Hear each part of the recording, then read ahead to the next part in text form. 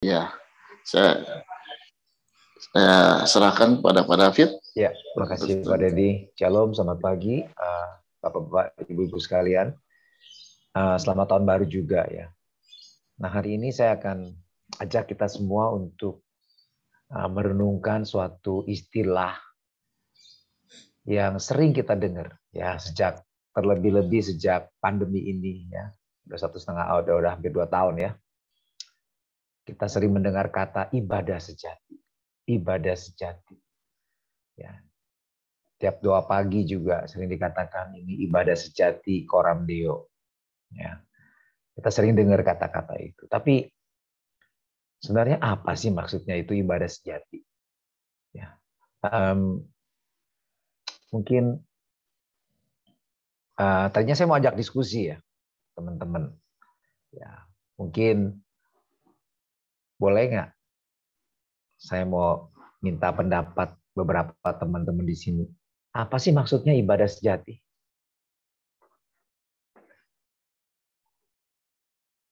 Atau gini aja deh ya, nanti aja deh ya, belakangan. Kalau mau diskusi ya. Saya langsung aja deh ya. Kita belajar. Apa sih maksudnya ibadah sejati? Apakah kita sudah melakukan ibadah sejati ini? Ya, quote unquote ya. Boleh slide selanjutnya.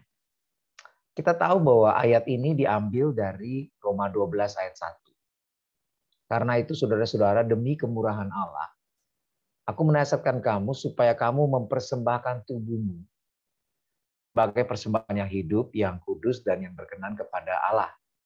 Itu adalah ibadahmu yang sejati. Ya. Jadi kalau begitu apa sih artinya ibadahmu yang sejati di sini? Ya. Bapak Ibu, ada 4 kata Yunani yang diterjemahkan oleh LAI sebagai ibadah di dalam Alkitab Perjanjian Baru. Ya. Jadi maksudnya apa ini? Ya, itu ada 4 kata yang berbeda-beda sebenarnya artinya. Ya, nanti kita akan lihat di slide berikutnya. Coba, ya. Yang pertama adalah liturgos.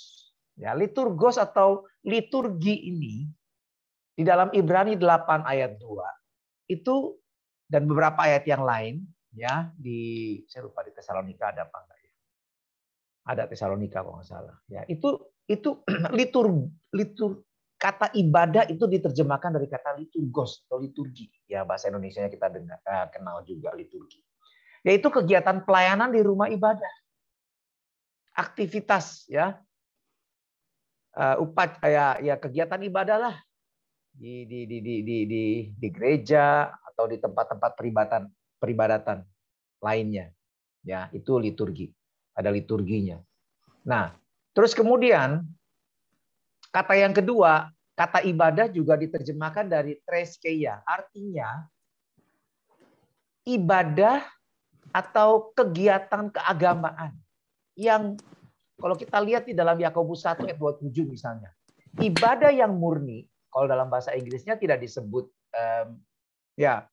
ibadah, tapi keagamaan ya, agama. Jadi pure religion. Ya. Agama yang murni, ajaran agama yang murni atau tindakan keagamaan yang murni adalah dan yang tak bercacat di hadapan Allah, Bapa kita ialah mengunjungi yatim piatu dan janda-janda dalam kesusahan mereka dan menjaga supaya dirinya sendiri tidak dicemarkan oleh dunia. Nah, itu kalau mau dibilang ibadah sejati menurut Yakobus 1 ayat 27, nah, apakah kita tiap hari mengunjungi yatim piatu dan janda-janda dalam kesusahan mereka? Ya. Nah, kemudian yang kedua juga menjaga supaya dirinya sendiri tidak dicemarkan oleh dunia. Nah, itu treskia. Ya, kata ibadah yang kedua. Kata yang ibadah yang ketiga, nah ini yang menarik juga. Ya. Di dalam 1 Timotius 4 ayat 8 dan 1 Timotius 6 ayat 5 sampai 6, itu kata ibadah diterjemahkan dari Eusebia, artinya hidup suci. Holiness. Ya. Di dalam 1 Timotius 4 ayat 8 kita tahu ayat ini terkenal sekali dikatakan latihan badani itu terbatas gunanya. Tetapi ibadah berguna dalam segala hal. Sebab mengandung janji baik untuk hidup ini maupun untuk hidup yang akan datang. Jadi ibadah itu mengandung janji. Nah, orang yang nggak mengerti nggak tahu bahwa ini sebenarnya maksudnya bukan ibadah yang kita pikir ibadah gitu ya, tetapi hidup kudus. Jadi bukan berarti kalau kita rajin ke gereja, rajin berdoa pagi-pagi, ketua pagi, itu namanya kita akan mengalami penggenapan janji Tuhan. Baik hidup ini maupun juga dalam kekekalan. Enggak. Ya. Tetapi yang dimaksud di sini adalah hidup yang suci. Yang sesuai dengan firman Tuhan. Dan di dalam 1 Timotius 6 juga ayat 5-6. Percekcokan di antara orang-orang yang tidak lagi berpikiran sehat dan yang kehilangan kebenaran. Yang mengira ibadah itu adalah suatu sumber keuntungan. Dulu saya juga pikir bahwa ibadah, ada orang yang anggap ibadah itu sebagai sumber keuntungan. Oh ya benar, makanya rajin ke gereja, rajin berdoa, rajin persembahan, perpuluhan supaya dia dapat kekayaan juga, dapat untung juga. Itu salah. Sebenarnya ibadah itu di sini maksudnya bukan begitu. Ya, terus kemudian memang ibadah itu kalau disertai rasa cukup memberi keuntungan besar. Sekali lagi ibadah di sini maksudnya bukan ibadah ya, ibadah agama. Ya, dalam hal agama Kristen ya otomatis ya, ibadah gereja, berdoa itu yang kita pikirkan orang-orang biasa pada umumnya. Tapi ini adalah hidup yang kudus, hidup yang suci di hadapan Tuhan. Ya, itu berguna. Bukan cuma dalam kekekalan, tapi juga saat ini. Oke, itu Eusebia. Nah, yang keempat, ini yang terakhir, itu yang diterjemahkan sebagai ibadah yang sejati. Ibadah ya di dalam Roma 12 ayat 1 itu adalah latreia. Nah, latreia ini adalah tepatnya, lebih tepat disebut bukan ibadah sebenarnya. Pelayanan kepada Tuhan. Ya, pelayanan yang sebenarnya. Jadi, slide berikutnya, tolong. Jadi, yang dimaksud dengan ibadah sejati dalam Roma 12 ayat 1 adalah persembahan. Atau pelayanan yang logis. Atau pelayanan yang benar. Yang seharusnya pada Tuhan. Ya, makanya kalau di dalam...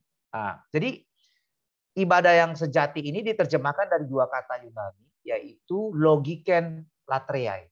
Nah, logiken itu kalau kita kenal, ya sering kita pakai juga dalam bahasa Inggris, dalam bahasa Indonesia udah umum, yaitu logis.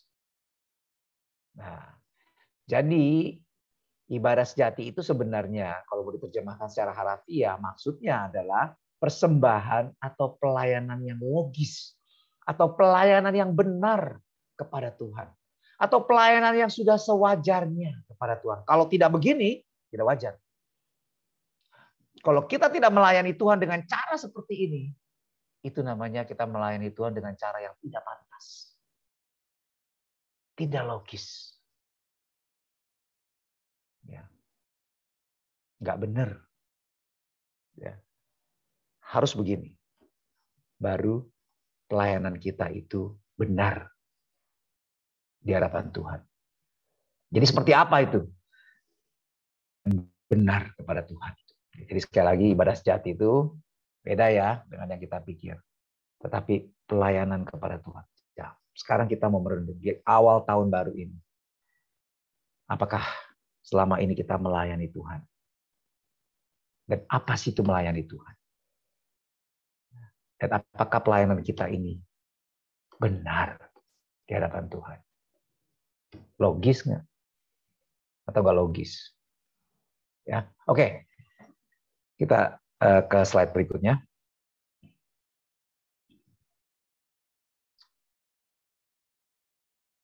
Slide berikutnya bisa tolong. Nah, pelayanan yang belum ke slide, bisa tolong ke slide berikutnya, Pak. Jadi pelayanan yang benar kepada Tuhan adalah yang dimaksud ibadah sejati dalam Roma 12:1 adalah mempersembahkan tubuh. Ya. Maksudnya mempersembahkan tubuh apa? Bukan kita mempersembahkan tubuh ya kita seperti perjanjian lama disembelih, dibakar begitu ya, bukan. Tapi mempersembahkan tubuh ini maksudnya ya langsung lah ya. Nggak usah bandingin karena ayat-ayat yang lain juga jelasin ya. Jadi maksudnya janganlah kamu memakai alat tubuhmu sebagai senjata dosa, itu figuratif. Tapi sebenarnya maksudnya adalah mempersembahkan tubuh di sini adalah segenap kehidupan kita. Itu maksudnya. Ya. Jadi segenap atau seluruh keberadaan kemanusiaan kita yang harus kita pakai untuk melayani Tuhan atau persembahkan kepada Tuhan. Ya, sebagai persembahan yang hidup, persembahan yang kudus, dan persembahan yang berkenan kepada Tuhan Allah kita. Ya, tolong slide berikutnya. Stuck ya. Slide berikutnya bisa tolong. Terus lagi berikutnya. Nah, sekarang kita lihat apa itu persembahan yang hidup. Ya, selanjutnya. Nah, apa itu living sacrifices? Apa itu persembahan yang hidup? Kata hidup di sini bukan diterjemahkan dari kata bios, yang juga artinya hidup. Nah, itu hidup yang fisik, hidup nih kita. Ya, lawan katanya ya mati. Tapi digunakan kata zao. Nah, zao di sini itu artinya adalah suatu kehidupan. Jadi hidup yang apa ya? Ada iklan rokok yang bilang hidup yang benar-benar hidup gitu loh. Nah, hidup yang gimana? Hidup yang bergairah, hidup yang aktif, penuh semangat. Hidup yang diberkati. Nah, jadi kalau kita mau memberikan persembahan yang hidup kepada Tuhan, pelayanan yang hidup kepada Tuhan. Contoh deh, apapun yang kita lakukan bagi Tuhan, itu pelayanan. Itu bisa. Jadi bukan jenis pelayanan mana yang itu lebih berharga. Enggak, semua pelayanan tuh bisa adalah pelayanan yang hidup atau pelayanan yang mati di hadapan Tuhan. Nah, pelayanan yang hidup misalnya asyir aja deh. Gampang. Asyir kan cuman ya salaman datang. Ya salaman aja. Orang yang dilayani juga ya kayaknya ya asyir ya cuma begitu aja lewat. Nggak berasa apa-apa. Itu namanya bukan pelayanan yang hidup. Tapi waktu asyir ini dia sungguh-sungguh mau pelayanannya ini hidup. Suatu persembahan yang dia pelayanan yang hidup yang dia persembahkan kepada Tuhan. Maka waktu dia layani sebagai asyir, dia akan melayani dengan bergairah, dengan semangat. Ya, bayangin waktu ada jemaat yang datang, apalagi jemaat baru. Shalom Bapak Ibu. Ya, baru pertama kali datang ya, wah puji Tuhan.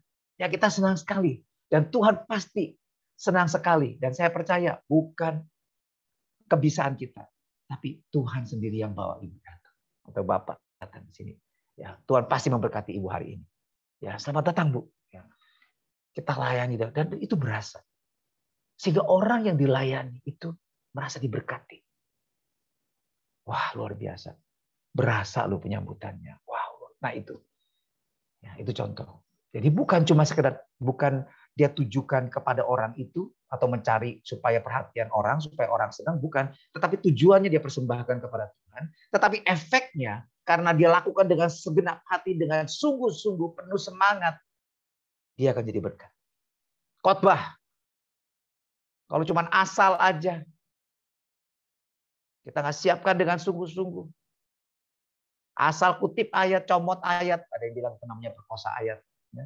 Nggak tahu ayatnya maksudnya apa, ya pokoknya asal aja. Ya kira-kira cocok ini ayat ini, comot sana, comot sini. Khotbah. Ya, moga ya syukur-syukur orangnya nggak sesat. Yang maksudnya yang dengar jadi nggak bingung gitu ya, nggak sesat. Ya, tetapi persiapannya ya ala kadarnya. Ya kadang-kadang ada juga beberapa pendeta yang punya ngomong, saya nggak siapin. Tapi waktu di atas mimbar, Roh Kudus bicara sama saya.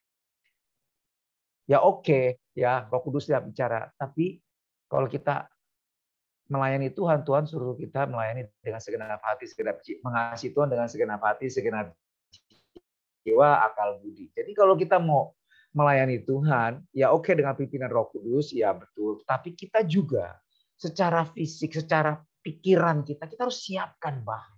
Yang kita doakan khusus, yang kita gumuli dan kita pikir, kita rasa, kita yakin bahwa ini dibutuhkan oleh jemaat.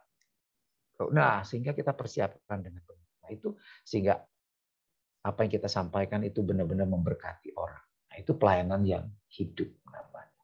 Zal, ya, yang memberkati. Apapun juga bisa. Doa. Ya, orang bisa berasa. Ya. Bapak Ibu pasti pernah ngerasain doa bersama. Saya pernah doa bersama. Ada teman yang doa sampai nangis-nangis, keluar air mata, keluar ingus. Sorry ya, keluar ingus. Tapi saya nggak berasa apa-apa tuh. Nggak berasa apa-apa. Tetapi ada yang seorang ibu pendoa. Dia berdoa dengan pelan dan sedikit terbata-bata. Air matanya mengalir. Waktu saya dengar, saya ikut nangis, Bapak Ibu. Wah, itu nggak bisa bohong gitu. Bahwa apa yang dia doakan itu benar-benar keluar dari hati dia. Doa syafaatnya itu keluar dari hati dia. Itu berasa di kita. Ada yang udah sampai nangis-nangis doa, kita nggak berasa apa-apa. Malah aneh ya. Kok nangis, kok emosional banget. Kok begitu ya gitu. Malah kita mungkin berasa begitu. Ya. Tetapi ada yang doanya. Bener, dia nangis, kita ikut nangis. Ya. Nah, itu pelayanan yang hidup. Yang sungguh-sungguh benar-benar. Ya. Sungguh-sungguh. Berasa gitu loh hidupnya itu. Ya. Pelayanannya. Apapun juga. Sound system. Apapun lah. Benar-benar kita siapkan. Kita administrasi ya di gereja. Kita buat yang terbaik sehingga orang, wih, laporannya rapi. Wah, semuanya tertib. Benar-benar. Diberkati. Itu pelayanan yang hidup. Nah, jadi nomor 1, pelayanan yang benar, yang logis di hadapan Tuhan. Bagi Tuhan adalah pelayanan yang hidup. Yang kedua, pelayanan yang kudus. Persembahan yang kudus kepada Tuhan. Coba tolong slide berikutnya. Nah, kata kudus di sini ada 2 arti. Kudus memang berarti suci, tetapi bukan hanya itu. Ya, tapi kudus juga berarti dipisahkan khusus untuk Tuhan. Jadi, Bapak Ibu kalau lihat di sini, di dalam ruang maha suci ini, ya, ada menorah atau kaki dian. Ya, tempat taruh lampu lilin dan lampu-lampu di apa yang nyalakan lilinnya, menorah supaya terang, ya, ruang maha sucinya itu. Terus kemudian juga ada kandil, ya, terus ada buat lampu nih, mana lampu? Ya, minyak lampu gitu ya. Minyak kandil buat taruh lampu di sini juga ada. Terus tempat tuang air di sini ya. Penampung air, ada mangkok-mangkok juga. Ini ada piring buat taruh roti tak beragi ya. Nah, Bapak Ibu, barang-barang ini adalah barang perkakas-perkakas yang kudus. Maksudnya apa? Bukan, suci lu, suci, bukan. Bukan, tetapi ini maksudnya perkakas yang kudus di rumah Tuhan ini adalah perkakas yang khusus hanya dipakai bagi pelayanan kepada Tuhan. Jadi menorah ini nggak bisa dipakai ya kalau di luar lagi gelap, malam orang mau ke WC gitu kan, dulu kan nggak ada lampu, jadi bawa menorah ini tenteng-tenteng supaya bisa tunjuk jalan, bisa kelihatan terang gitu. Nggak boleh, nggak boleh. Dia hanya dibuat khusus untuk dipakai di ruang maha suci. Ya, piring ini tidak bisa dipakai buat piring makan, ya, lapar boleh lah, nggak ada piring, pakai piring inilah. Ya, isi nasi, isi apa, nggak boleh. Dia hanya dibuat khusus untuk meletakkan roti tak beragi.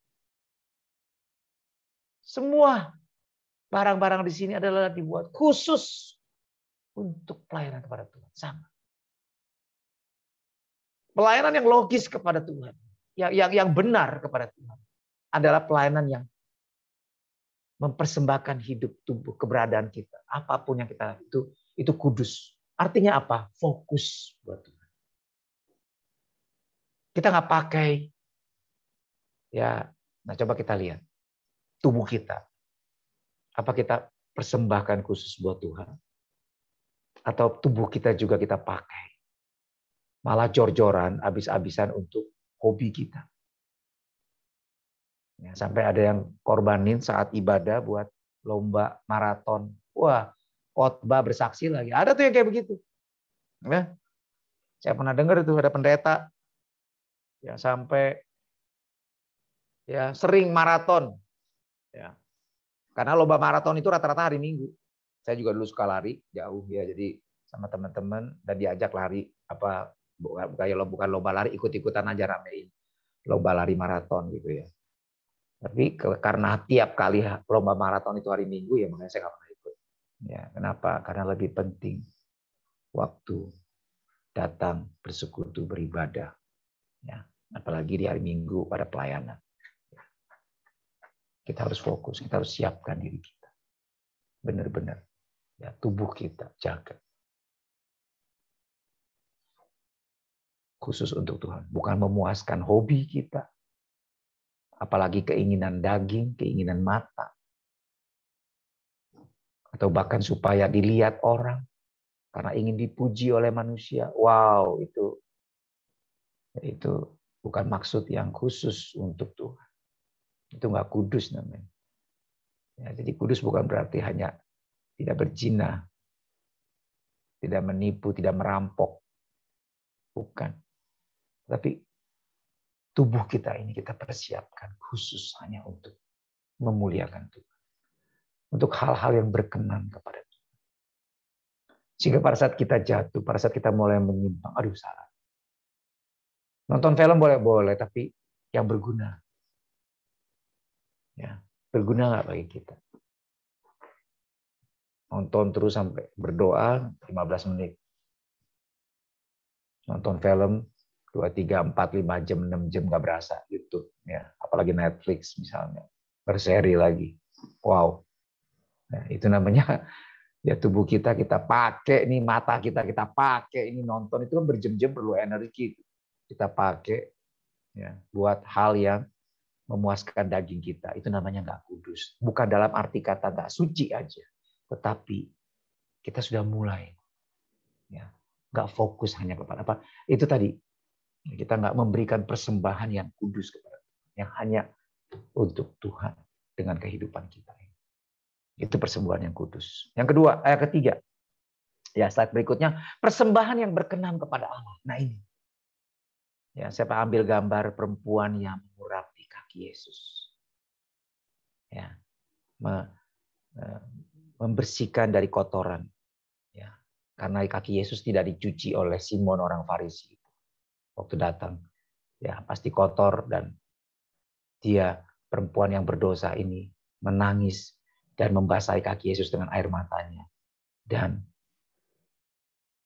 melap dengan rambutnya lalu menuangkan narwastu yang harganya 300 dinar. Jadi dia harus bertahun karena itu adalah gaji setahun. Jadi dia perlu bertahun-tahun tuh kalau dia orang biasa untuk menabung. Ya, mungkin dia untuk tujuan yang lain, untuk dia pakai wangi-wangian itu. Ya, tetapi kali ini dia datang dan dia tuang semuanya. Sekali pakai untuk dia persembahkan kepada Tuhan. Dan Tuhan sangat berkenan. Dan Tuhan berkata bahwa apa yang dia perbuat ini akan dikenang. Ya. Jadi ini adalah hal yang Tuhan berkenan kepada dia. Tuhan hargai dia. Nah, persembahan yang berkenan kepada Allah itu tidak bisa kita berikan tanpa kita merasa sakit. Ya. Pemberian mempersembahkan korban atau yang berkenan kepada Tuhan, itu nggak mungkin kita lakukan tanpa berasa apa-apa. Ada rasa sakit di kita, ada rasa korban. Ya. Lebih tepat kata-kata Raja Daud. Di dalam 2 Samuel 24 ayat 4 di dalam satu terjemahan, saya lupa, English Standard Version kalau nggak salah, dia bilang begini, I will not offer burnt offering to the Lord my God that cost me nothing.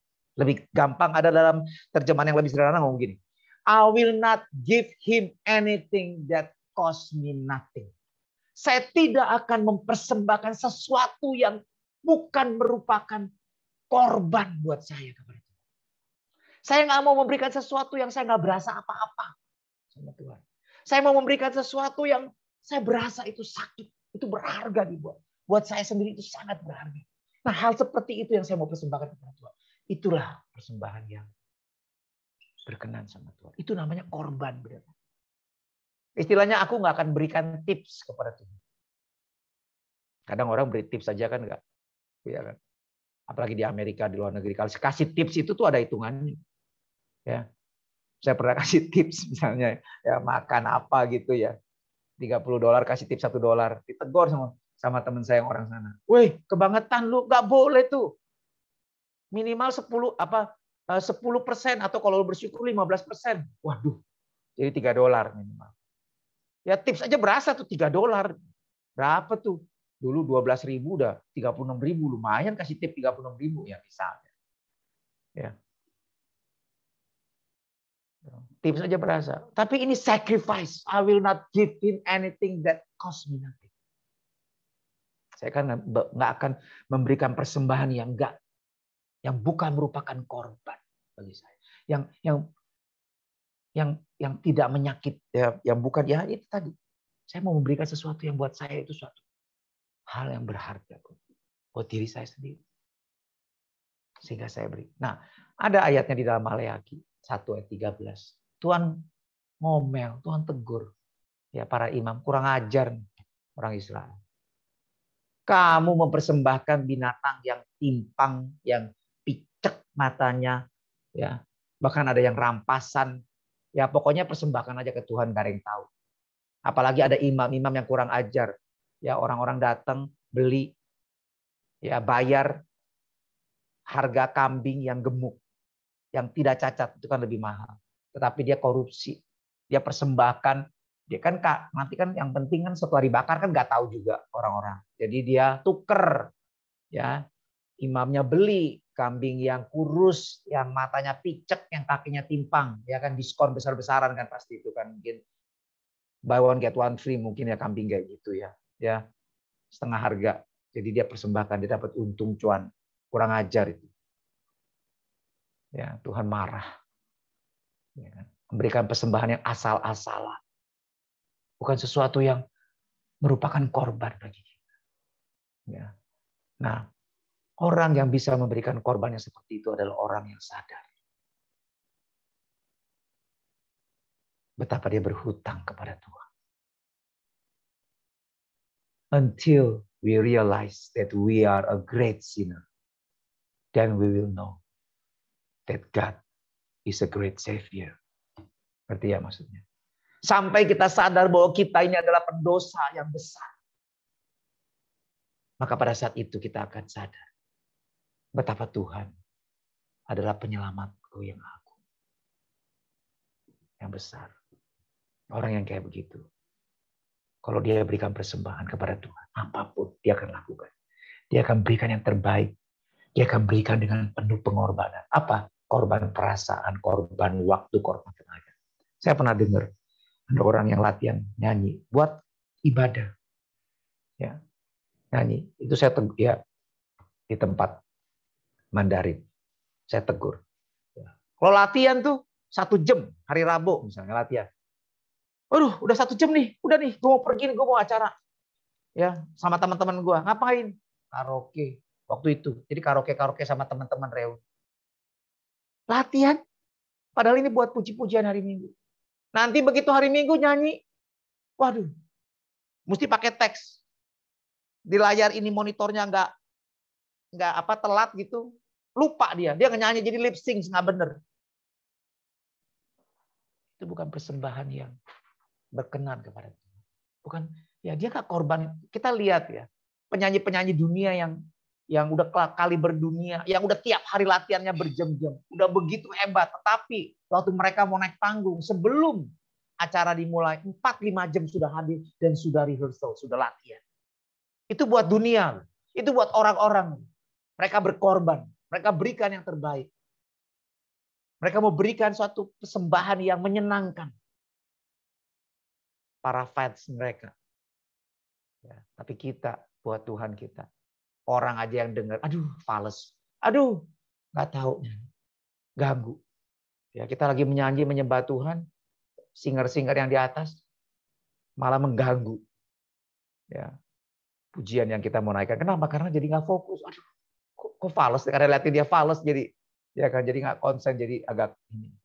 Nah, itu bukan persembahan yang berkenan. Itu bukan persembahan yang hidup, yang memberkati orang. Waduh, kita dijamah lewat pujiannya. Kenapa ya kalau dia nyanyi di depan? Aduh, saya ikut.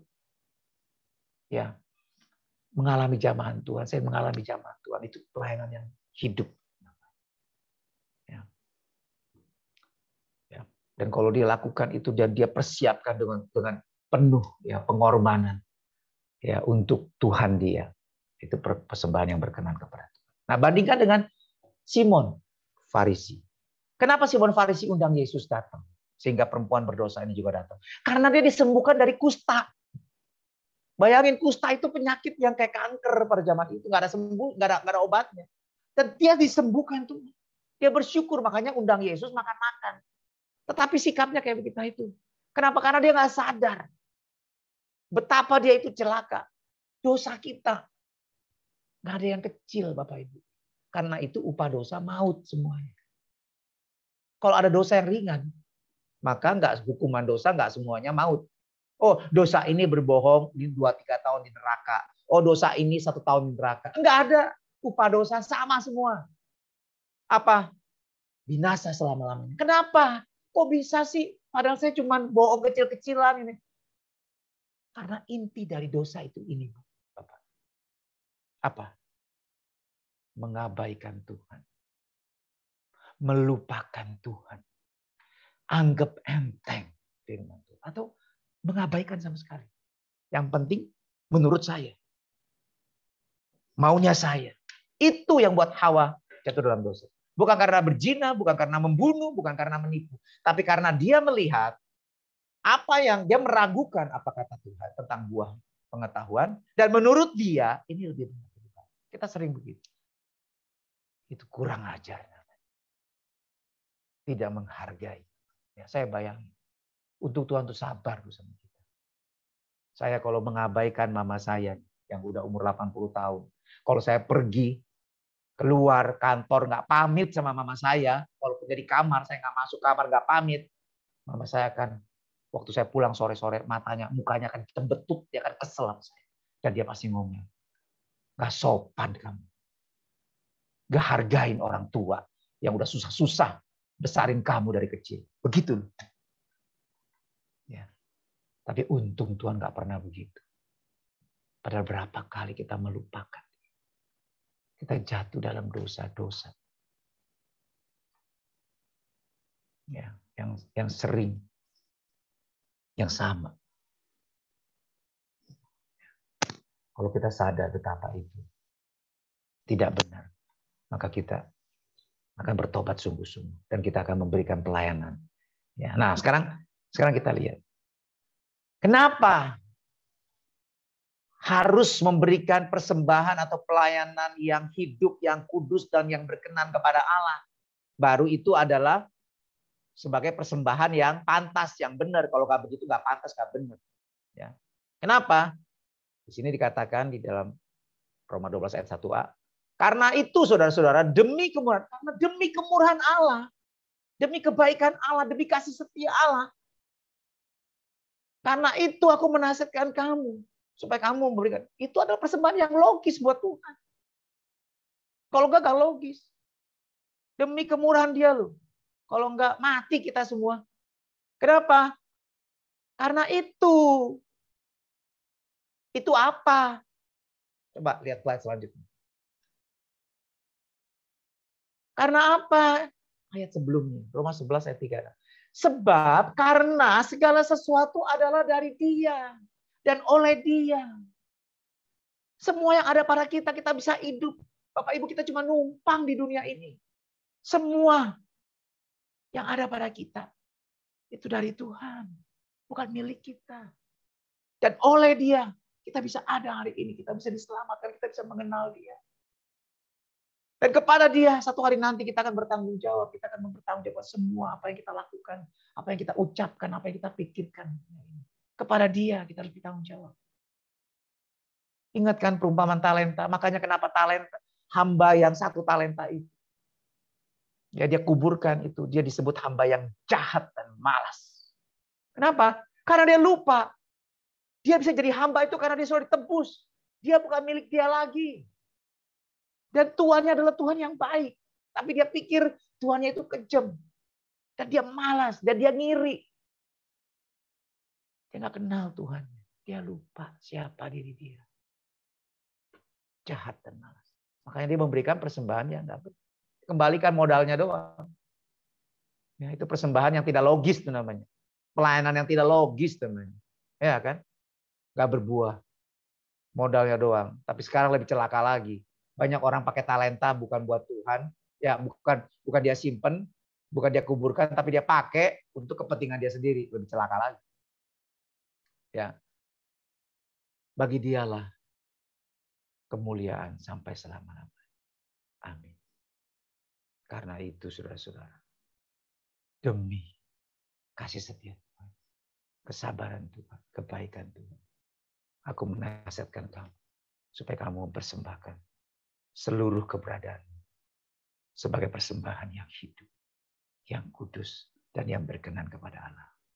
Itulah pelayananmu yang sudah semestinya, sudah seharusnya, dan itu pelayanan yang benar. Jika nggak begitu, nggak benar kita di hadapan Tuhan. Amin. Tuhan berkati. Ya, sampai di sini. Semoga Tuhan memberkati kita semua. Ya, thank you Kak David. Ya, sama-sama. Teman-teman, kalau ada yang mau tanya, siapkan pertanyaan supaya kita sekalian biar jelas ini ya. Jadi supaya kita nggak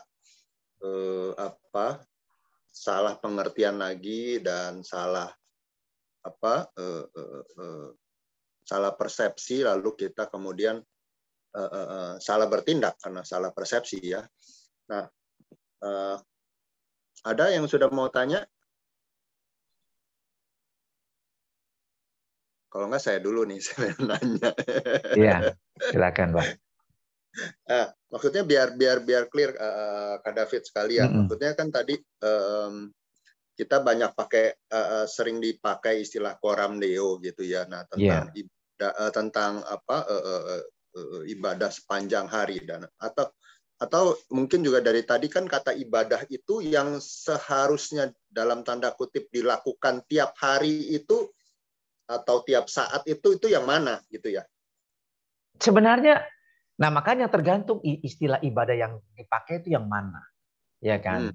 Nah, kalau ibadah itu bicara tentang hidup kudus itu kan total, Pak. Ya. Iya kan? Kalau yang jadi gimana? Maksudnya bahwa latihan badan ini terbatas gunanya, tetapi ibadah berguna dalam segala hal. Ya ibadah di sini kan artinya eusebia, hidup kudus, hidup yang suci. Nah hidup yang suci kan nggak bisa. Oh ada saat-saat suci, ada saat-saat nggak suci, ya kan? Nggak bisa, itu total hidup kudus apa enggak, gitu aja. Kalau nggak kudus ya bertobat, ya kan harus kudus. Nah itu total. Itu kalau dibilang ibadah begitu, ibadah yang mesti sepanjang hidup kita, ya kan? Seperti yang Petrus juga katakan, kalau kamu menyebut dia Bapa yang tanpa memandang muka, menghakimi manusia sesuai dengan perbuatannya, hendaklah kamu hidup dengan penuh ketakutan selama kamu menumpang di dunia ini. Ya itu artinya hidup yang kudus ya seumur hidup.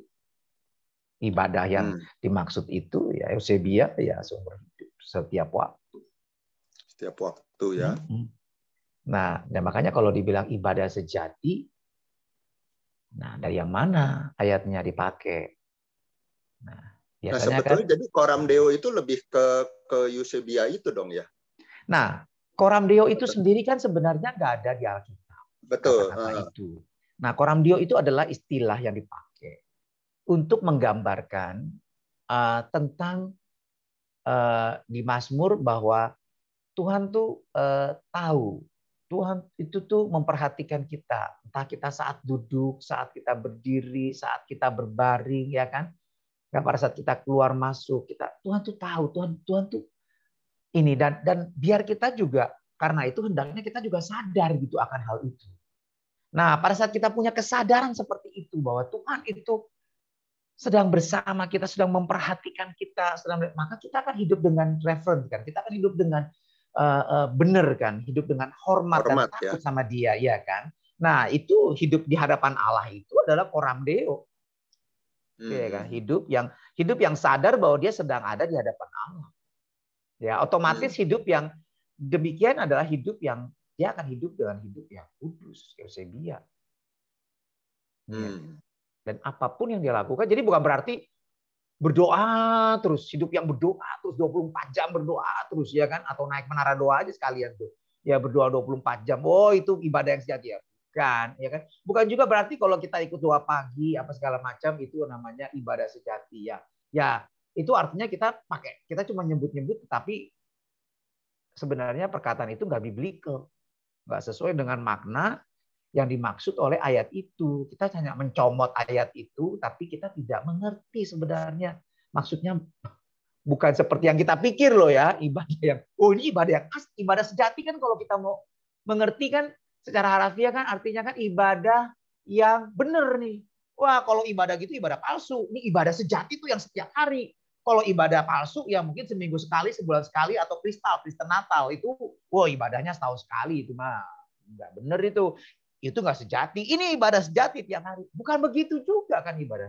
Kalau yang dimaksud Roma 12 ayat 1. Walaupun kita hadir tiap hari, tetapi kalau kita nggak memberikan kita nggak datang dengan hati yang haus, dengan gairah, cuma pasang aja kamera, lihat, kita nggak tahu ngapain, ya kan? Kita nggak tahu nih, bener-bener nggak dia lagi kusuk nih berdoa terus, kan kita nggak tahu nih.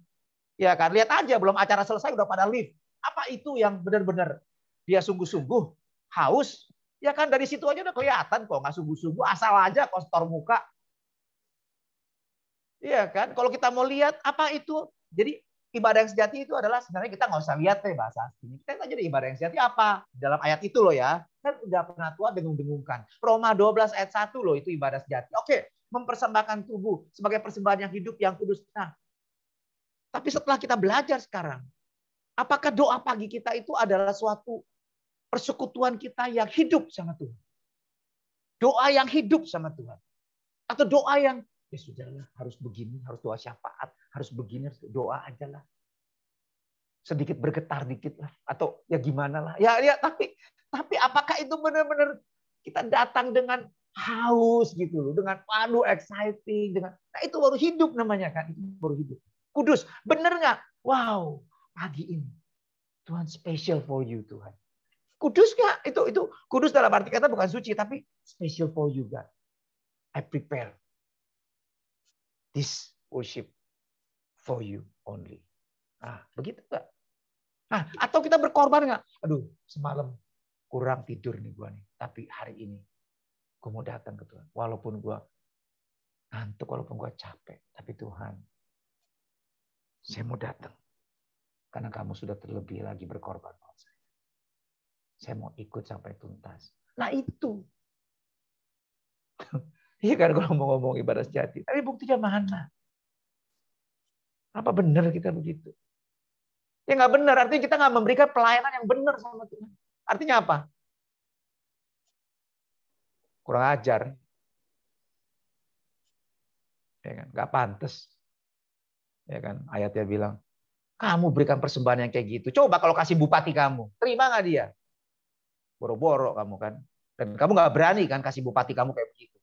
Apalagi sama Tuhan.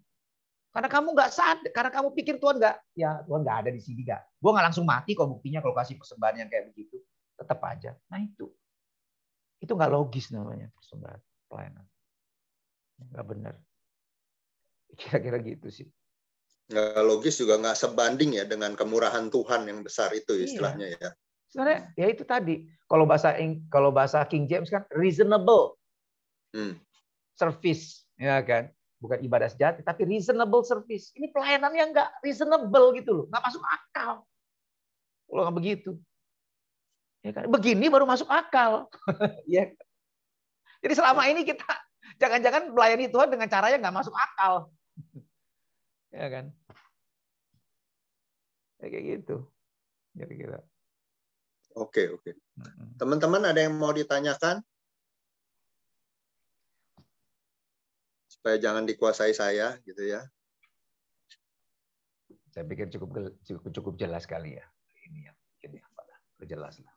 Supaya enggak, mungkin ada pertanyaan-pertanyaan yang sifatnya kepraktisan dari sisi teman-teman yang lain, gimana?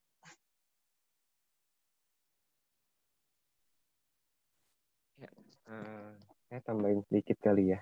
Jadi saya bersyukur sih dengan pengajaran pagi hari ini tuh kayak dibukakan banget tentang ibadah itu punya beberapa arti gitu ya. Jadi ya seringkali kan ya ibadah kita ngunjungin janda-janda itu juga ibadah. Terus kita pelayanan di gereja itu juga ibadah. Tapi ibadah yang saya dapat pagi hari ini tuh ibadah sejati itu lebih daripada bukan pelayanan di ibadah, di mimbar atau di tempat janda atau yatim piatu seperti itu gitu. Tapi lebih ke kita mempersembahkan diri kita ya, kita menyerahkan diri kita untuk dibentuk sama Tuhan, untuk mempersembahkan hidup kita tuh dipakai Tuhan gitu. Itu yang seperti itulah yang ibadah yang kalau misalnya artinya kan tadi dikatakan pelayanan kepada Tuhan. Jadi kita mempersembahkan diri kita untuk melakukan apa yang Tuhan kehendaki, yang Tuhan mau kita kerjakan sepanjang waktu ini gitu. Jadi tadi tuh lebih dibukakan tentang hal itu dan kayaknya diteguhkan aja. Oh, jadi ya segala sesuatunya ya kita harus lakukan dengan semangat, kita harus lakukan dengan kudus gitu ya. Jadi hal-hal seperti itu sih. Jadi benar-benar kalau saya sih ngerasain banget benar ya selama ini itu yang saya ya ketika saya melakukan ibadah sejati ya itu yang harus saya lakukan gitu. Emang selama ini saya udah lakukan cuma maksudnya itu lebih diteguhkan lagi gitu. Jadi ya apa yang Tuhan mau itu yang saya kerjakan gitu. Apa yang Tuhan kehendaki itu yang saya lakukan. Jangan sampai ketika saya udah melakukan ibadah sejati tapi saya seakan-akan saya masih mau melakukan apa yang menjadi kehendak saya, apa yang menjadi keinginan saya itu yang saya kerjakan gitu. Jadi ya saya sih ngerasa ketika kita mau untuk hidup ibadah sejati ya mau diproses sama Tuhan sih seperti itu ya. Itu sih saya bersyukur sih buat pagi hari ini tuh kayak diteguhkan dan dikuatkan lagi. Ya seperti itulah harusnya saya melakukan ibadah sejati ini gitu sih. Iya. Thank you ya. Thank you. Ya, saya ada ya ini buat perbandingan aja ya. Ada seorang hamba Tuhan yang memberikan sharing renungan kepada saya. Ya, judulnya Penyembahan yang Membawa Berkat. Ya. Biasakan di tahun yang baru ini untuk setiap masalah yang kita hadapi, mulailah dengan penyembahan kita kepada Tuhan. Mengapa? Karena penyembahan akan membuka mata rohani kita untuk melihat apa yang Tuhan sudah sediakan. Pertolongan dan jawaban di depan kita.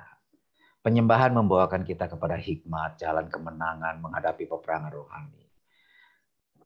Menyembah Tuhan mendatangkan keberanian. Jadi ya berkat-berkatlah dari penyembahan. Tetapi maksud saya, kalau kita nggak dapat itu semua, apakah kita masih menyembah Tuhan? Ya kita selalu, kalau menyembah Tuhan dapat berkat loh, dapat begini, begitu, hikmat Tuhan.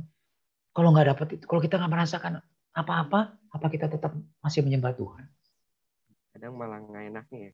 Nah, jadi maksudnya, jadi arti menyembah Tuhan, makna menyembah Tuhan itu, jadi kayak apa ya? Kalau ada untungnya, kayak diajarkan untuk, jadi itu ya apa ya? Ya itu kayak prinsip dagang gitu, prinsip ekonomi, ya kan? Ada untungnya, ya kan? Kalau bisa usaha sekecil-kecilnya, untung sebesar-besarnya. Kalau bisa kan begitu. Makanya 100 kali lipat kalau bisa. Jangan cuma 60 kali lipat, 30 kali lipat berkatnya. Ya kalau bisa kasih 10 dapat 100 kali lipat. Klaimnya 100 kali lipat. Ya kan? Nah itu kan apa itu pelayanan yang logis sama Tuhan? Apa itu persembahan yang logis sama Tuhan? Yang dimaksud tadi itu. Ya kan logiken latreai. Apakah itu? Ya kan? Kan semuanya dari Tuhan, oleh Tuhan. Kepada Tuhan loh. Kita harus bertanggung jawab.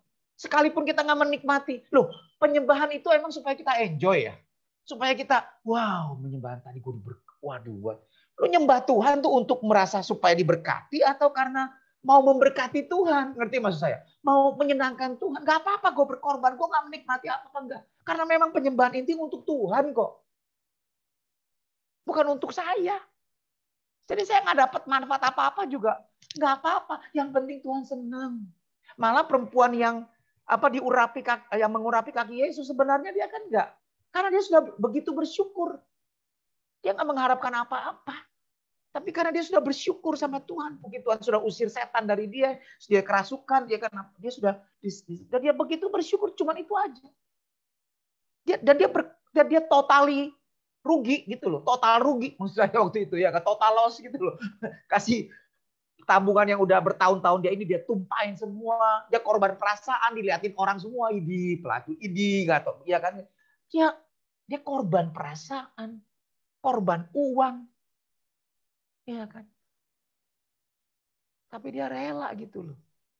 Dia nggak untung, tapi dia mau menyenangkan Tuhan dia.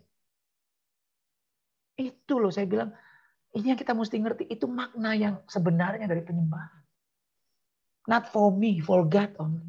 Bukan karena supaya gue diberkati, supaya gue dapat hikmat, gue dapat tuntunan, gue dihindari dari segala kejatuhan, gue dapat kemenangan, gua. Itu mah manusia lama itu, orang ke kelenteng memang tujuannya juga begitu. Mereka menyembah repot-repot puasa 30 hari sebulan ya gara-gara supaya dia diberkati. Tapi kalau orang yang sudah lahir baru, paradigmanya baru, mestinya bukan begitu. Ya kan? Karena dia sudah terima kok dari Tuhan. Ya, keselamatan. Jadi anaknya. Wow. Ya. Ya, saya pikir itu yang kita mesti ngerti ya.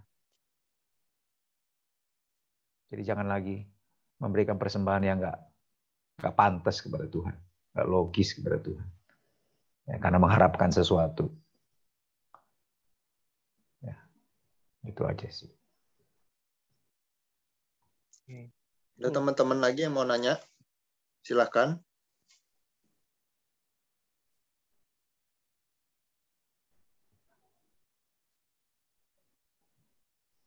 Jadi Pak David, ibadah sejati bukanlah sekedar ketika sudah ikut doa pagi sudah ibadah sejati sebetulnya ya Pak ya. Tapi sebetulnya ada hal yang lebih lebih daripada itu gitu loh. Iya, jadi sebenarnya ibadah sejati yang dimaksud kita sering ngomong-ngomong itu sebenarnya adalah pelayanan yang benar kepada Tuhan. Jadi maksudnya, apakah kita punya pelayanan sudah benar? Apakah pelayanan kita sudah wajar? Sudah sewajarnya kita lakukan. Nah, sewajarnya itu bukan menurut ukuran kita, tetapi yang tadi. Iya kan? Yang hidup, yang kudus, dan yang berkenan kepada Tuhan. Total. Ya, jadi itu yang harus kita jadi patokan. Kalau kita belum begitu, ya kita harus bertobat. Minta ampun dan beresin. Ya. Itu tadi. Seperti yang tadi itu, hamba Tuhan tadi. Hamba Tuhan terkenal. Sharingnya kayak gitu. Ya. Karena seringkali kita kan nyomotnya di Roma 12 ayat 1 doang, tapi nggak baca di Roma 11 ayat 36, Pak ya. Apa? Iya. Ya, iya, nyomotnya kan cuma di ayat itu aja, nggak ngelihat yang di 11:36-nya. Iya. Ya. Kalau kita ingat ayat 11:36, kita nggak akan nuntut macam-macam, ya kan?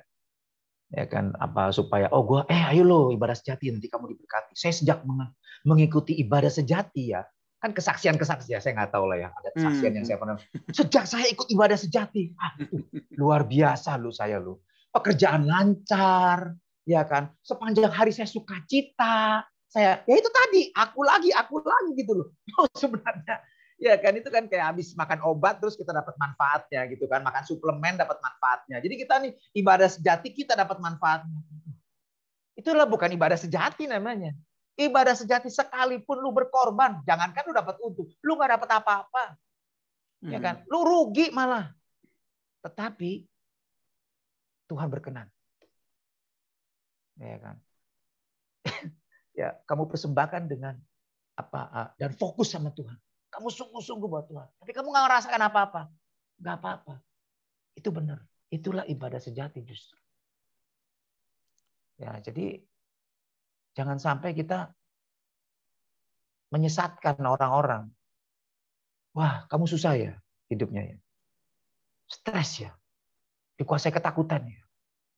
Ikutlah ibadah sejati. Ya kan kamu, waduh ini. Ya kan ini namanya jual obat, namanya bukan ngajarin untuk apa ya, itu tadi beribadah sejati ya. Karena pengertian ibadah sejati kita itu tadi. Jadi liturgi ya. Hah? Jadi liturgi jadinya. Seakan-akan itu liturgi. Iya.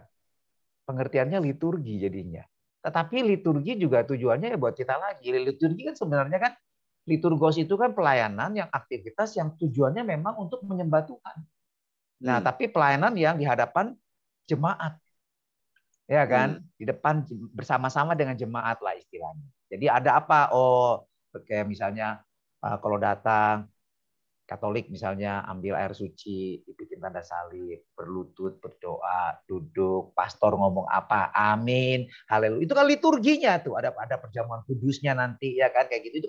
Itu kan step by stepnya. Tapi tujuannya itu adalah sebenarnya waktu dia lakukan liturgi itu kan ya dia buat Tuhan juga, tujuannya dia buat pelayanan juga. Tetapi kalau kita lakukan liturgi buat saya juga, nanti gue kalau ikuti ibadah gue diberkati, gue dapat komuni, gue diberkati, gue begini, ya kan perjamuan kudus saya akan disucikan, saya lagi ya, itu bukan, nggak kena, nggak nyampe gitu loh. Tujuannya bukan begitu kan sebenarnya, ya kan? Nyambung nggak David? Karena belum ada yang nanya lagi. Iya. Yang kan dibilang katanya itunya jamak ya, katanya lalu kemudian mempersembahkan tubuh kita bersama-sama. Istilahnya kan waktu itu ada diajarkan seperti itu juga. Sebenarnya ininya gimana Kak David? Coba sebentar ya. Roma 12 ayat 1.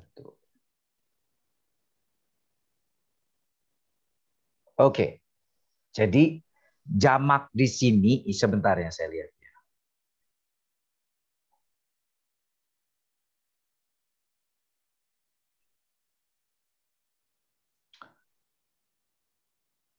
Iya, sekarang gini. Tapi bukan, jadi gini ya, jamak di sini kan karena memang Paulus sedang bicara kepada banyak orang. Kepada khususnya ya di dalam hal ini kan kepada jemaat di Roma. Jemaat Tuhan di Roma, kamu semua, tetapi ya bukan berarti harus bersama-sama, tetapi kamu loh. Jadi kalau kita khotbah kan kalian, kamu, kan bukan berarti harus sama-sama selalu untuk melakukan itu, enggak. Dalam hidup kamu, ya kan ini jelas nih dia bilang nih kan, karena itu saudara-saudara, demi kemurahan Allah aku menasihatkan kamu supaya kamu mempersembahkan. Ya semua kamu yang hadir di sini, semua anak Tuhan seluruh dunia, tapi bukan berarti seluruh dunia harus bersama-sama. Tapi artinya setiap kita harus lakukan itu maksudnya. Jadi jangan salah pengertian. Ya maksudnya harus bersama-sama, kalau sendiri enggak. Ya siapa bilang enggak. Doa orang benar itu single. Bila dengan yakin didoakan sangat besar kuasanya. Contohnya siapa? Elia, single kan satu. Jadi tetapi itu juga buat semua orang peringatan itu. Ajaran itu, ya kan. Jangan juga contoh lagi, 2-3 orang berdoa di dalam namaku. Ya, Pak, bersepakat minta apapun. Loh, emang kalau sendiri berdoa, Tuhan nggak kabulin? Mesti berdua bertiga. Jadi kalau berdua tiga tambah banyak orang, tambah bagus. Tuhan merasa terintimidasi. Jadi dia akan menjawab doa kita. Begitu jadi. Kan enggak. Mau doa satu bangsa juga kalau nggak Tuhan nggak mau. Contohnya siapa? Contohnya apa? Ada. Yeremia 29 ayat 11-12. Ya kan? Kalau kamu datang berdoa, aku akan mendengar. Kapan itu? 70 tahun nanti. Jadi sebelum 70 tahun kamu berdoa bangsa Israel semua untuk minta pemulihan. Sekalipun semuanya berdoa tiap hari, gue nggak akan dengar. Sampai cukup waktunya 70 tahun. Baru saya lakukan. Jadi ya nggak ada tuh. Prinsip semakin banyak berdoa semakin cepat. Ya dalam hal tertentu. Tapi nggak semua begitu. Doa sendiri pun kalau benar sesuai dengan kehendak Tuhan, sesuai dengan firman Tuhan, Tuhan jamin pasti diberikan. Ya kan 1 Yohanes 5:14-15.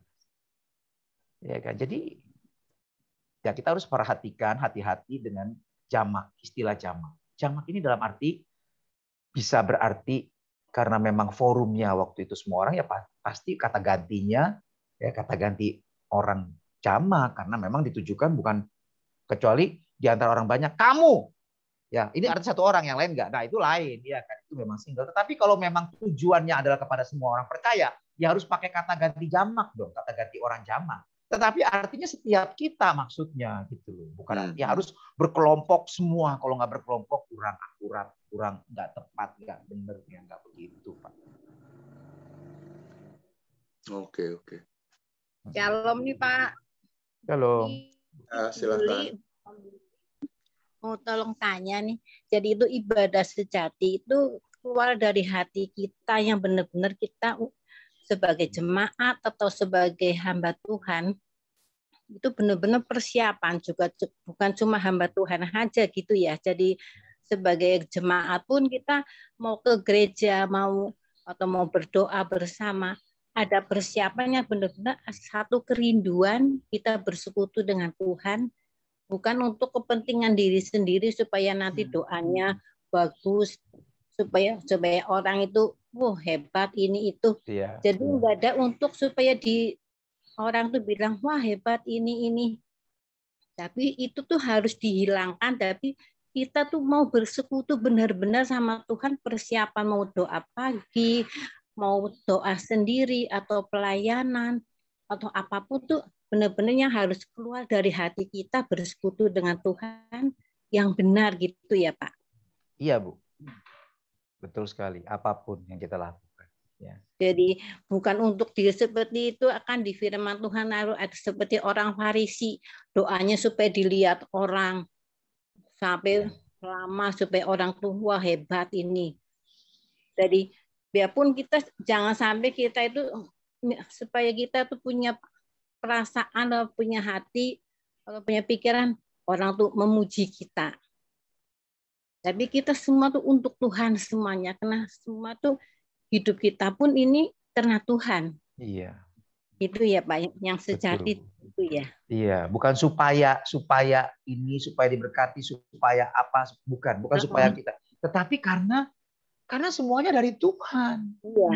Iya kan? Oleh Tuhan kita bisa ada hari ini. Iya kan Bu? Tuhan lebih tahu gitu ya. Dan kepada Tuhan kita harus bertanggung jawab dalam hidup kita. Nah, karena itu sudah sepantasnya lah kita memberikan pelayanan yang kayak gitu. Ya Bu. Ya cuma ya terima kasih karena penjelasan Bapak tuh Pak David tuh begitu jelas. Jadi membuka ya buat saya juga mungkin juga jadi berkat buat semua saudara-saudara kita yang pagi ini mendengar yang tidak benar kita bisa berubah, bisa bertobat supaya kita benar-benar ibadah yang benar, biarpun sendirian atau berkelompok atau maupun kita siapapun yang khotbah, kita yang perlukan itu firman Tuhan, bukan khotbahnya pendeta ini bagus, pendeta ini enggak. Dia tuh Tuhan yang menilai gitu ya Pak ya. Iya Bu. Iya, nah kita emang nggak bisa lihat apa-apa. Pokoknya kita kalau mau ibadah itu ya pokoknya tujuannya untuk Tuhan, untuk ke Tuhan aja gitu. Kita nggak perlu minta apa-apa juga Tuhan tahu. Seandainya kita tulus memang untuk Tuhan udah semuanya itu Tuhan yang melihat kan. Gitu. Nggak perlu kita minta berkatnya, nggak perlu kita apa. Tuhan sendiri yang akan memberkati. Yang penting kita tujuannya fokus untuk Tuhan, bukan untuk apa-apa, bukan untuk yang lain-lain. Memang banyak sih kadang-kadang motifnya ya. Kalau ke gereja tuh ada yang mau dilihat orang atau apa gitu. Kita fokus untuk Tuhan aja. Tuh ya. Oke, makasih Pak David. Makasih ya Bu Yuli, Pak David, makasih. Sama-sama. Semoga Pak David, Pak Untung semua lebih dahsyat lagi melayani Tuhan. Tuhan berkati. Amin. Sama-sama Bu. Amin Bu, amin. Ini memang harus setiap sering-sering diingetin ya Pak David, supaya kita juga nggak cuma hari ini dengar nanti lupa lagi gitu ya, karena memang ini kan sesuatu yang penting yang kita secara pribadi harus persiapkan masing-masing sebetulnya. Iya ya, apalagi kita gencar kan ingetin soal ibadah sejati, jangan sampai salah tanggap gitu orang, ya kan? Iya, banyak yang sudah salah tangkap sih Pak. Banyak Sunan ketawa. Banyak Pak, karena ya seringkali itu tadi Pak, yuk ikut ibadah sejati, seringkali yang di itunya kan di situnya, tanpa pengertian yang memang benar gitu ya. Seperti salah kaprah itu ya Pak, orang Jawa bilang. Salah kaprah Bu, ya. Iya. Fungli sudah buka mic tuh. Iya, jadi diteguhkan aja bahwa sebenarnya setiap hal yang kita lakukan itu semuanya tentang Tuhan. Jadi memang apalagi ketika mesbah pagi harusnya lebih banyak ya kita mengagungkan Tuhan ya. Jadi kan tentang Tuhan bukan tentang kita. Kan kebanyakan kan kita doa tentang kita. Iya. Gitu. Makasih Pak David. Sama-sama Bu Fungling. Kalau simpulin, jadi ibadah sejati itu bukan supaya, tetapi karena. Ya. Iya. Betul. Iya.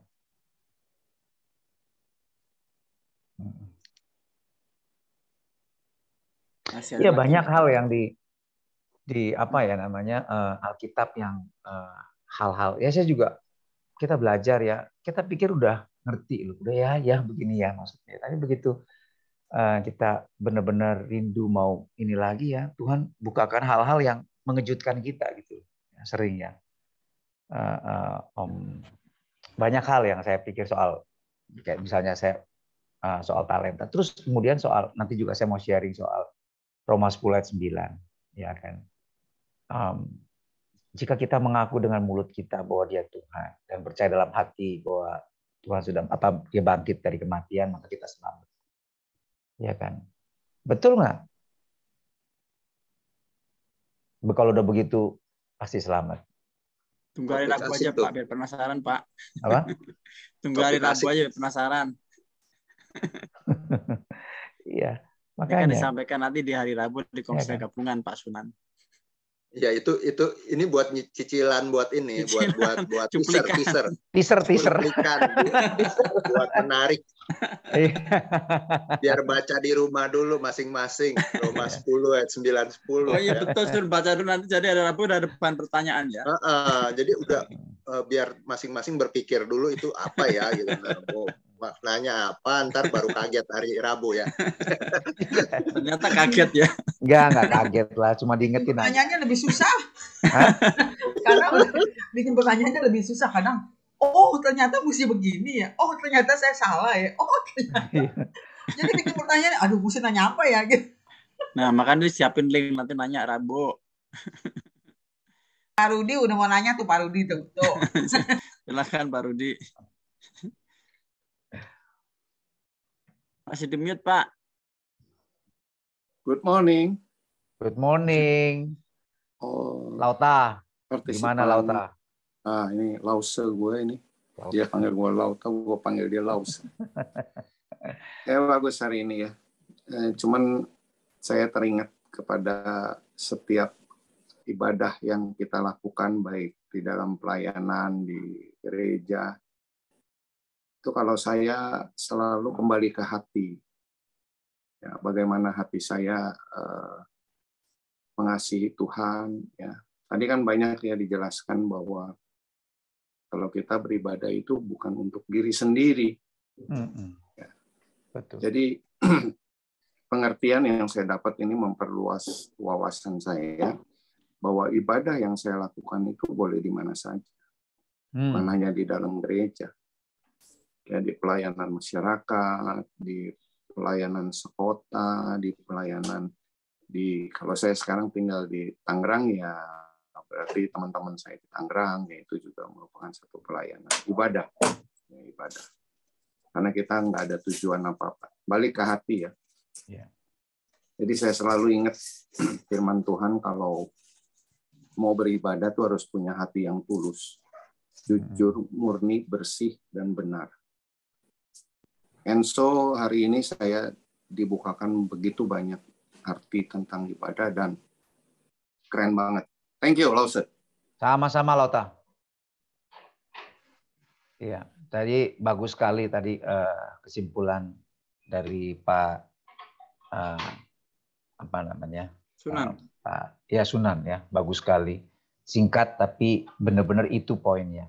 Bahwa ibadah yang sejati, pelayanan yang sebenarnya, yang seharusnya kepada Tuhan adalah bukan supaya, tapi karena. Bukan supaya kita begini begitu, bukan. Tapi karena Dia. Karena Tuhan sudah. Karena Tuhan lah. Ya kan?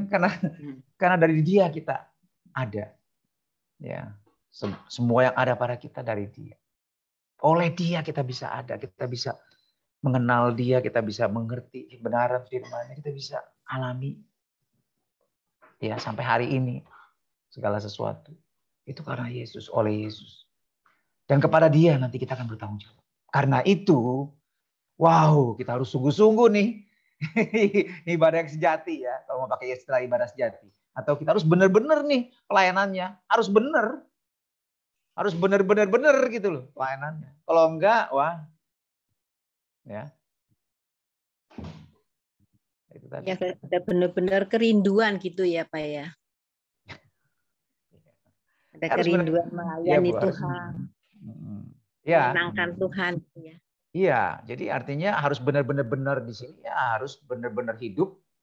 Ya kan, harus benar-benar kudus, harus benar-benar berkenan sama Tuhan. Iya kan?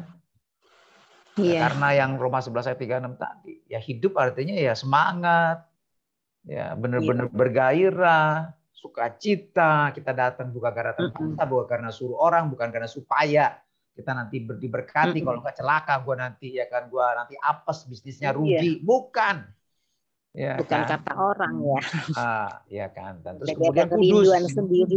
Ya. Spesial, fokus. Ya, bukan karena berkatnya aja, tapi apapun yang ini Tuhan berikan itu pasti yang terbaik. Iya. Oke, Pak. Oke. Ya. Ini firman Tuhan memang benar-benar kalau digali nggak pernah ada kesudahan, benar luar biasa. Betul, Bu. Kita lebih mengerti, nggak pernah berhenti. Firman Tuhan itu memang dahsyat, memberi kita yang tadinya lesu, kita sudah dikuatkan. Kita dibikin sukacita, kita dibikin bertobat, kita sadar bahwa selama ini salah atau bagaimana. Memang Tuhan itu luar biasa. Bersyukur kita bisa mengenal Tuhan, jadi anak-anak Tuhan. Iya. Kita bertemu dengan teman-teman yang terus bisa memberi wawasan begini satu sama lain, jadi kita bisa satu sharing. Ini lebih enak ini. Jadi kita lebih mengerti sharing-sharing gini dan lebih bisa menggali. Iya, Bu. Memang firman Tuhan itu hidup, apapun itu luar biasa memang Tuhan. Iya, Bu. Ya, syukur kita bisa dipertemukan, Pak. Iya, Bu. Betul, Bu. Iya. Bu Yulini dari Cilegon, Pak David. Oh iya? Ya. Wow. Tapi logatnya kayak Jawa Tengah ya? Iya, saya dari Purwokerto, Pak. Oh, iya. Sekarang saya di sini, ya. Saya sama cucu aja. Oh, oke. Karena anak di ini apa? Di Garut sama suami. Oh, yaitu yang jadi pergumulan Bu Yuli itu amat lain agama, Pak. Iya. Ya menikah ya agama lain. Dia jadi masuk Islam yang tadinya dia sudah dibaptis dari kecil. Terus dia cerai sama suaminya, menikah lagi sama orang di bumi. Udah saya dari ini cerita ya Pak ya, maaf ya. Ya saya minta dukungan doa aja. Ini masih jadi pergumulan saya dengan cucu. Saya selalu mendoakan supaya dia bisa kembali pada kasih Tuhan. Iya, Mula-mula. Sudah saya kasih tahu dari pertama, dari mulai halus sampai berdebat. Sudahlah, Mi, aku kan sudah dewasa. Udah urus, aku juga enggak melarang Mami ini itu. Mami cuma ngasih tahu yang benar sama yang tidak. Karena keselamatan hanya ada di dalam Tuhan Yesus.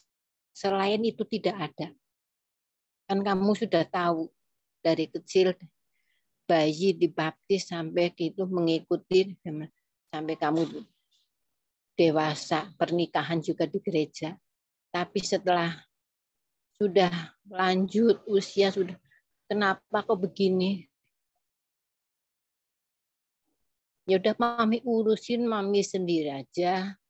Nanti aku juga ini tanggung jawab aku sendiri. Ya cuma Mami bilang memang itu tanggung jawab kamu dan pilihan kamu. Cuma Mami ingatkan keselamatan itu hanya ada di dalam Yesus. Ingat. Jadi Mami enggak hutang darah loh ya, sudah kasih tahu. Mami sudah ngasih tahu yang benar yang mana dan kamu juga sudah mengerti. Tapi kamu itu pilihan kamu. Memang Tuhan juga tidak memaksa kok. Tuhan juga tidak memaksa kamu harus ini. Tapi Tuhan mau menyelamatkan. Datang untuk menyelamatkan. Kalau iblis datang untuk menghancurkan. Ya, tidak ada kata terlambat. Siapa tahu nanti kamu Tuhan. Sebenarnya iya Bu, itu menarik Bu. Yohanes 10 ayat 10 itu pencuri datang hanya untuk mencuri, membunuh. Iya. Sebenarnya itu ayat itu bukan dibilang kepada iblis ya, tetapi guru-guru palsu. Iya. Jadi guru-guru palsu ya dalam hal ini ayat itu konteksnya adalah orang-orang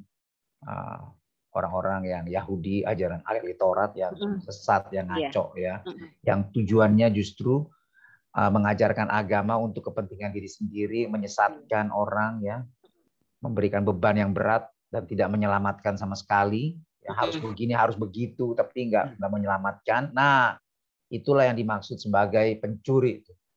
Ya, kan, datang untuk menyesatkan, ya kan, mencuri, membunuh, membinasakan. Ya, seperti iblis juga, seperti bapaknya kan, karena mereka melakukan apa yang ingin bapak. Nah, jadi Yesus datang supaya kita mengalami hidup yang benar. Nah, jadi saya kuatkan Ibu Yuli juga ya. Doa seorang ibu apalagi itu saya pernah sharing di sini nggak soal Ibu Monica ya, ibu dari Santo Agustinus, anaknya juga bejat. Sorry ya, bukan agama, dia bukan agama lain, tapi mama dia juga agama lain, dia percaya kepada, waktu itu kan abad ketiga apa ya, maksud abad keempat ya. Jadi Agustinus ini ya main pelacur. Ya dari muda, badung, walaupun pinter, ya kurang ajar sama mamanya sayang dia tinggalin mamanya, ya kan. Di depan mamanya baik-baik, tetapi ya aduh menyakiti hati mamanya. Tapi mamanya nggak pernah putus berdoa buat dia. Mamanya nggak melayani yang lain, mamanya nggak aktif di gereja. Tetapi cuma satu pelayanannya dia. Bahkan seumur hidup Monica, pelayanannya dia hanya mendoakan anaknya. Yaitu si Agustinus itu. Ya. Sampai Agustinus umur 30 tahun. Dia bertobat. Dia menyerahkan dirinya jadi hamba Tuhan. Ya. Dan setelah itu dia pulang, 2 hari kemudian mamanya bilang, sudah selesai tugas saya di dunia. Kalau Tuhan mau panggil saya pulang, saya sangat bergembira karena saya sudah mencapai tujuan hidup saya, supaya anak saya menjadi hamba Tuhan. Habis itu dia meninggal. Ya, di Roma makanya ada gereja. Nah, jadi kita juga dengar di Amerika juga ada namanya kota Santa Monica. Ya kan? Itu untuk memperingati Ibu Monica ini yang berdoa buat anaknya. Ya, yang badung, yang nggak bertuhan, ya kan. Tetapi doa orang benar bila dengan yakin itu akan sangat besar kuasanya. Apalagi ya kita berdoa syafaat. Ada waktunya Bu nanti. Ya asal Bu Yuli. Cuma Bu Yuli yakin aja. Ya. Anak Bu Yuli umur 50. Iya Bu. Sekarang Bu Yuli 75. Cuma Bu Yuli ya pengharapan Bu Yuli, keyakinan Bu Yuli. Bu Yuli percaya karena itu dulu dia anak Tuhan. Pasti Tuhan kembali. Yaitu tunggu saatnya Tuhan. Gitu. Dia percaya tidak ada yang mustahil. Amin. Dia kembali bertobat. Iya. Cuma itu aja. Iya Bu. Bu Yuli, ini saya punya pengalaman nih, ya kalau cerita tentang Mama. Saya pernah salah jalan ya, karena saya menikah Muslim kan ya, menikah Islam. Dan saya berjalan ya begitu ya di dalam keluarga yang seperti itu. Sampai ibu saya itu berdoa 10 tahun buat saya. Ya sama tuh seperti yang Pak David bilang. Ya, dia berdoa, dia minta Tuhan supaya anaknya kembali kepada Tuhan dan melayani Tuhan. Itu doa sangat luar biasa dari seorang ibu yang selalu berlutut setiap hari buat saya. Lewat satu peristiwa akhirnya saya kembali. Ya. Dan doa seorang ibu itu yang dijawab, ya. Percis yang Pak David tadi cerita. Sampai hari ini saya berikan hidup saya buat Tuhan dan istri saya juga buat Tuhan. Jadi tetap semangat Bu, ya, jangan pernah menyerah. Ini ada bukti nyatanya, ada bukti. Iya, iya. Oh kalau menyerah sih Bu Yuli enggak ya? Ya memang Bu Yuli ini puji syukur sekali. Tuhan memberi kekuatan dan Bu Yuli tidak ada kamu putus asa enggak di dalam Tuhan tuh.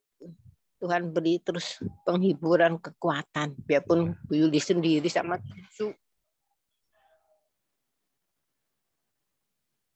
Memang dari kecil cucu yang ngurus Bu Yuli semua. Sampai sekarang umur 11 tahun mau masuk SMP. Dia kalau anak ada uang ya memang dia kirim gitu aja. Iya. Ibu tetap, ya jadi ibu tetap. Maksud saya gini Bu Yuli, kalau ketemu sama anak ibu, ya ibu ucapin kata-kata yang baik, jadi nggak usah berdebat sama dia. Oh enggak. Dia udah cukup. Bilangin aja bahwa Mama berkati kamu, ya. Nah, Tuhan mengasihi kamu dan Dia nggak pernah tinggalin kamu. Yang penting kamu mau cari yang benar, cari jalan yang benar. Tuhan pasti bukakan kamu. Ya. Kita berdoa sama-sama, bilang sama dia kalau memang kamu mau mencari jalan yang benar, ibu doakan kamu ketemu jalan yang benar. Kamu pasti ketemu jalan yang benar. Kalau memang itu maunya kamu kan, bilang sama dia begitu. Nah, ini cuma gitu aja sama anak gitu, selalu nggak pernah lupa kalau mau tidur, bangun tidur kita berdoa sama cucu. Kalau nggak Bu Yuli sendiri bersyukur masih diberi kesehatan. Itu semua juga karena Tuhan. Kalau nggak ada Tuhan ya Bu Yuli memang nggak kuat. Cuma karena Tuhan aja. Betul Bu. Ya. Karena Bu Yuli punya Tuhan yang begitu sayang sama Bu Yuli. Ya bersyukur selama umur 75 tahun belum pernah namanya ke dokter, itu bersyukur sekali. Nggak pernah sakit. Itu juga semua kasih karunia Tuhan. Bu Yuli masih naik turun tangga tiap hari gitu. Cuci apa sendiri. Iya. Cuma bukannya memberi kekuatan, penghiburan. Iya Bu. Di mes baru hari ini kita jadi Bu Yuli, di mesbah doa ini kita jadi keluarga. Ibu nggak usah takut. Ya, Ibu nggak sendiri. Kita ini keluarga. Ya. Tenang aja. Iya, Bu. Terima kasih. Sama-sama. Ya.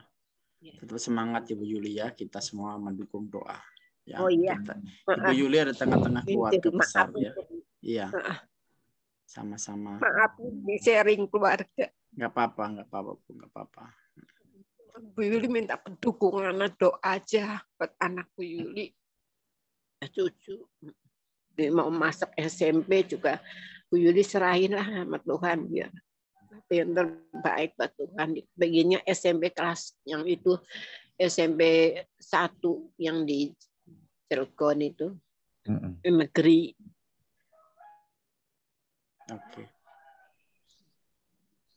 Oke, Pak David. Karena kalau di MY kan berat, bayarannya mahal. Oke, makasih Bu Yuli, ini mau ke belakang ya. Oke, sama-sama, makasih Bu Yuli. Kita akhiri ya Pak David ya. Iya. Ya, Bu. Sampai ketemu di Rabu besok ya Pak David ya. Oke, ya. Iya, terima kasih Pak Untung. Makasih semuanya teman-teman. God bless ya. Selamat pagi semua. Ya, selamat pagi.